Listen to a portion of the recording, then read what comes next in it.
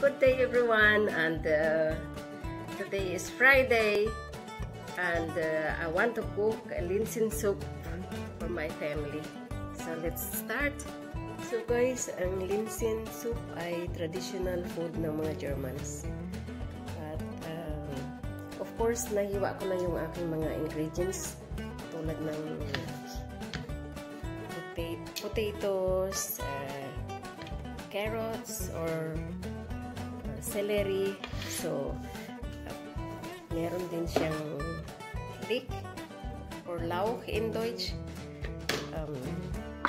Meron din akong ilalagay na sausage, tapos yung Schweinebauch.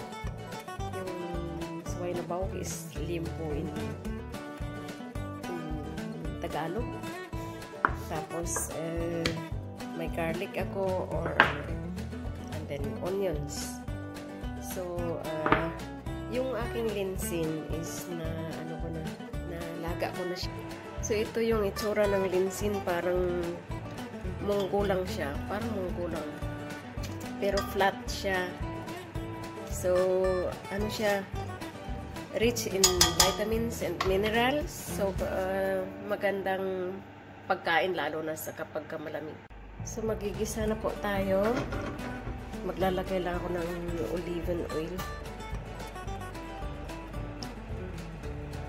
Kunti lang, panggisa lang. And then igisa ko na muna yung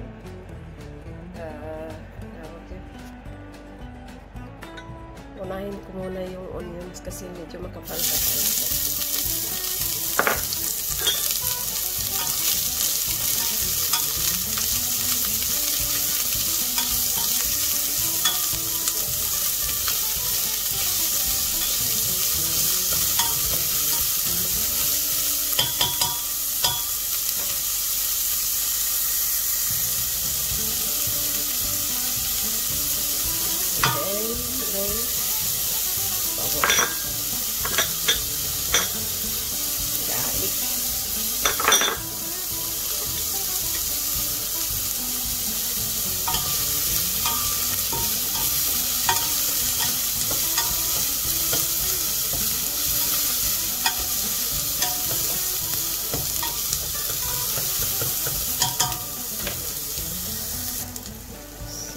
Brown na yung onions. Lagay na natin yung mga hiniwa ng gulay.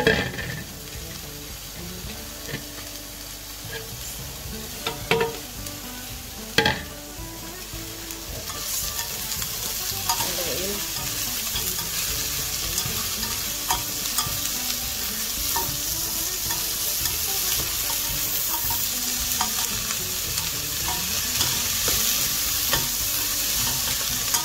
Paborito ito ng asawa ko. Ito lang yung tanghalian namin eh. Walang kanin. At kung ano-ano lang, kung ano-ano pa, wala. Hindi tulad yan sa Pilipinas, pagka nagmunggo ka, meron pritong isda, meron pang minsan, pagka meron kang budget, may mga fried chicken pa. Ilalagay ko na rin yung ating bacon. Kung bakit ngayon ko lang nilagay yung bacon kasi manipis na siya. Pag inuna ko, ano siya yung pang crispy. So parang magaspang siya pagka nilunok mo na.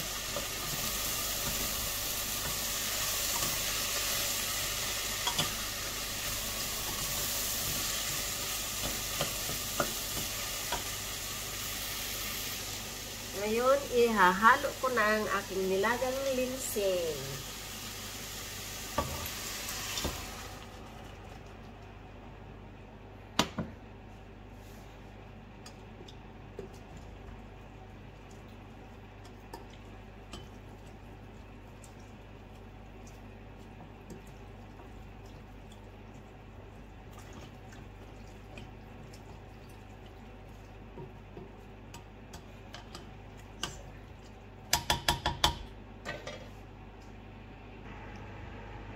So, pakukuluan ko lang siya hanggang sa lumambot.